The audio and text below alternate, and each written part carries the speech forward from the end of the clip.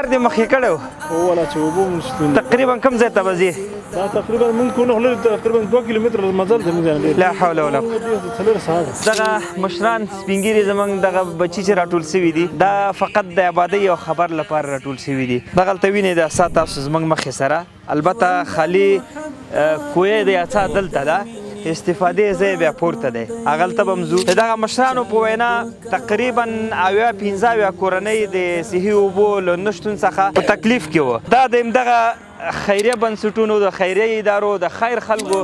برکت دی چې دغسې تقریبا 15 کورنۍ د دغه مشکلاتو څخه لرې کېږي دغه اوبو له خاطر لالهانو سرګردانو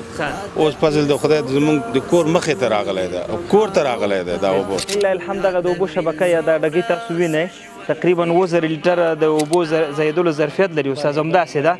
او هغلته 20 تختې د سولر تختې دي نو اوس موږ د اوبو خوشې کوو افتتاح یې له دې ځای نه کوو استاد بسم الله که بسم الله نو الله دې دغه زموږ مرسته کوونکو ته اجر ورکړي تاسو هم که غواړئ قمر بنسټ سره په دغه کاروان کې یو ځای شئ دغه واتساپ نمبر دی لینکونه شته او دغې ځانونه ثبت کړي انشاءالله موږ به د افغانستان مختلفو ولایتونو مختلفو سیمو ته ځو